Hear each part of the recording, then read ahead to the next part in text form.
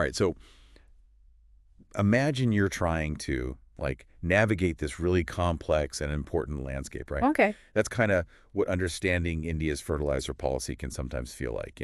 Yeah, for sure. But hey, that's why we're here. We're diving deep into a recent report to try to pull out all the important insights for you, That's right. especially if you're getting ready for those UPSC exams, or maybe you just want to understand a really key part of how Indian agriculture actually works. Absolutely. So today we're zeroing in on fertilizer subsidies Okay. and how they're all connected to soil health management in India. Yeah. We're mainly going to be using a report from the Parliamentary Standing Committee on chemicals and fertilizers. Right. And also we're going to look at some really important government initiatives. Yeah. So basically our mission here is to really extract the most important takeaways when it comes to these subsidies, how they're produced, and the super important link to soil health, making it all clear and relevant for you. Sounds good. So to do this, we've looked through a bunch of recommendations from the committee, along with some info on the government schemes that are already out there and some studies all from the PIB. All right, so let's get into it then. Yeah, let's do it. Where do you want to start? Well, the committee seems pretty concerned about something that caught our eye, too. Oh, yeah. And what's that? It's all about the money, the budget. Ah, okay. Yeah, that makes sense. Yeah, so the report highlights this concern about how much they're projecting to reduce the budget for these fertilizer subsidies in the next fiscal year, in 2025-26. Right. So first, the Department of Fertilizers, they had this big outlay projected 1,084,704.63 crore. It's a lot, right? Yeah, that's a huge amount. But then the Ministry of Finance comes in and they're like, nope, we're cutting that down. Really? By how much? By a decent chunk, actually, 7.38%, bringing the total to 1,071,082.44 crore. Huh. So, I mean, what's interesting here is that it's not like they're just taking a chunk out of everything, right? That's right. It's specifically these two main subsidy things. We Right. have the NBS scheme and the Urea subsidy scheme. Both of them are getting squeezed a bit. So it makes you wonder why, what are the reasons for this kind of cut? Yeah, totally. I mean, is it because they have to, be careful with finances overall? Or maybe they're shifting things around in the agricultural world, and this is just part of it. It's definitely something to think about, especially for those UPSC answers. You got to be able to analyze these kinds of decisions and speculate a bit, on the why. Yeah, absolutely. And the committee definitely picked up on this, too. They basically told the Union Fertilizers Ministry, hey, you need to go out and try to get more money. Okay, so they're not just accepting the cut. No, they're pushing back a little. Yeah. They recommended getting these supplementary funds during the revised estimate stage. Right. To try and, avoid any negative effects on the farmers who really depend on these subsidies, to handle their costs. Yeah, that's a good point, because if these funds don't come through, what could that mean for the average farmer?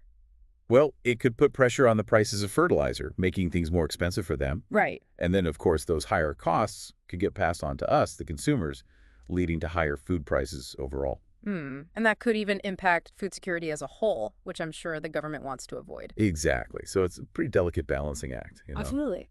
But moving on to something a little different, the committee seems really optimistic about something way smaller. Oh, what is it? Nano fertilizers. Ah, yes, those tiny powerhouses. It seems like they're betting big on this technology. Definitely. They strongly recommended expanding how much nano urea and nano DAP we can produce. Okay, so they're embracing the future of agriculture a bit. They're kind of cool, right? It is. And for your exams, remember that these nano fertilizers are all about being more efficient and not needing so much of the bulky stuff. Yeah, and they didn't just say make more. They were specific about making sure these production units get set up, on time. Which makes sense. Having the tech is one thing, but actually getting it out there to farmers across the country is a whole other challenge. Totally. And the potential for these tiny things to boost how much crops yield, it's pretty big. The committee made sure to point that out. Absolutely. And it's not just about yield increases. They also highlighted the importance of getting farmers on board with these new technologies. Definitely. There's probably going to have to be, government-led programs to teach farmers how to use them and all the benefits they bring. Yeah. I mean, there's a lot of science behind it, right? These nanoparticles are designed to be absorbed more effectively by plants. And the report even threw in some data from trials with nano urea. Peas had a pretty good increase, between 6.14% and 14.82%. Not bad at all. Even sugarcane, which was a smaller boost, still went up by like 1.65% to 4%. Those are definitely some positive numbers. I mean, if these results can be replicated across different farming conditions, it could really make a difference in overall productivity. Right. All right, well, let's shift gears a bit and talk about something that always comes up when we're talking about India's economy. Yeah, what's that? Our reliance on imported fertilizer and that whole push for, like, being self-sufficient. Yeah, that's a big one. So what did the committee say about that? They noticed something interesting. We have all these ways to import fertilizers and the stuff to make them here, right? Right?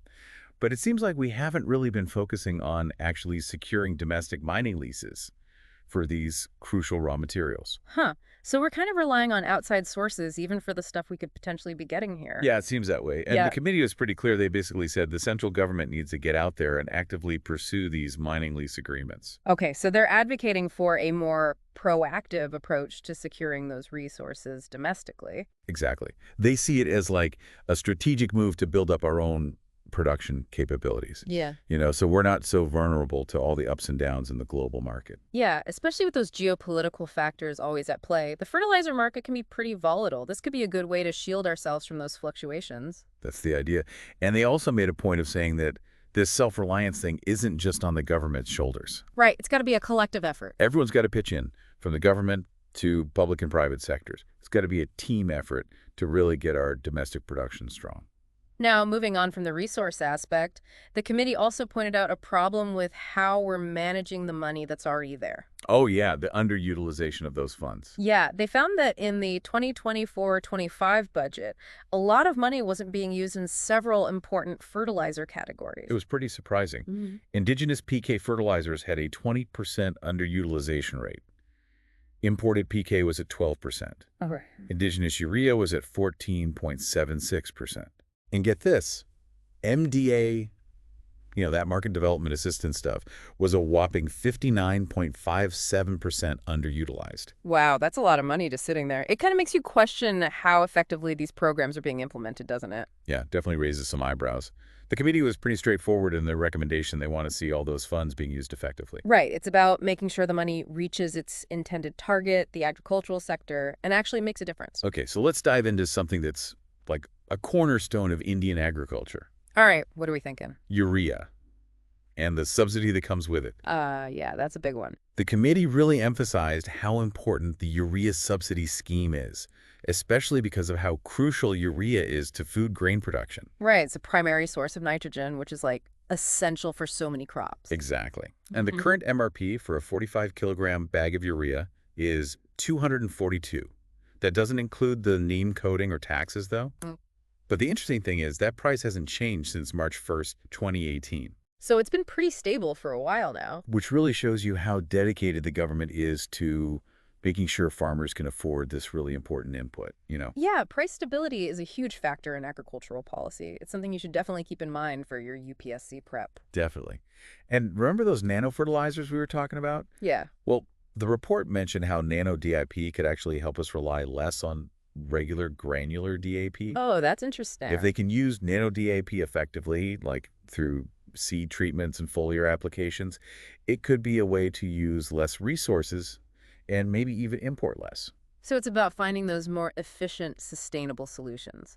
Makes sense. Now let's zoom out a bit and take a look at the bigger picture of the government's strategy with these subsidies and how they're handling soil health management. Okay, sounds good. They've got this multi-pronged approach going on. Right. At the heart of it is the NBS scheme, which kicked off back in April 2010. Okay. This one focuses on P&K fertilizers, like DAP. So under the NBS, there's a fixed subsidy amount that's based on how much nutrient is in the fertilizer. I see. And this is important because it meant they could decontrol P&K fertilizer prices, letting companies set their MRPs, but under government supervision, of course. So they're giving companies more control, but still keeping an eye on things. Exactly. They wanted to encourage more balanced fertilizer use. Makes sense. And then we have the Urea subsidy scheme. This one works differently. How so? The government basically steps in to cover the difference between the market price of urea, or how much it costs to produce, and that subsidized MRP that farmers pay. Okay, so they're directly intervening to keep urea affordable even when the market price goes up. Exactly. And the report mentioned a more recent thing, too, the special package for DAP in 2024-25. Oh, yeah, I remember hearing about that. This was a temporary measure because of, some geopolitical stuff happening that was messing with the global DAP supply and prices. It was a way to stabilize things during a period of uncertainty, right? Right. The government basically added an extra euro 3,500 subsidy per metric ton of DAP. This was on top of the regular NBS rates, and it lasted from April 1st, 2024 to March 31st, 2025. Okay. The main goal was to make sure farmers still had a steady and affordable DAP supply, even with all the global craziness going on. So it's important to understand not just the long-term policies, but also these short-term responses to specific events. Absolutely. So we've talked a lot about subsidies, which are obviously crucial for farmers and food security. But what about the soil itself? Yeah, that's a really important point. The health of the soil is critical for long-term sustainable agriculture. And the report actually touched on that, referencing some findings from the ICAR. Oh, what did they say? Well, they found that using chemical fertilizers doesn't automatically mean your soil is going to be ruined. Okay, that's good to know. But the key words here are judicious and balanced. Right. It's not about demonizing chemical fertilizers entirely, but using them responsibly and in a way that doesn't harm the soil. Exactly. But then the report went on to say that, if you're not using fertilizers in a balanced way, it can lead to problems. Like what? Like nutrient deficiencies and a decline in overall soil health. They specifically mentioned that using too much urea, those nitrogen-heavy fertilizers, can actually make your yields go down over time. Huh. So even if you're fertilizing, you can still end up with deficiencies if you're not careful about the balance. Right. And it's not just about urea either. Even if farmers are using that NPK combo, they could still end up short on secondary and micronutrients in the long run. Especially if they're not taking a holistic approach to soil health management. That's the key. And speaking of managing soil health, the report talked about drip irrigation. Oh, yeah. I've heard that's a really efficient method. It is. And when you combine it with actually applying fertilizer, that's called fertigation. Right. It's a really good way to improve how efficiently you're using both water and nutrients. And that can lead to using less fertilizer overall, which is good for the environment and the farmer's wallet. Totally. And that lines up with what ICAR recommends for managing soil health. They're all about soil test-based integrated nutrient management.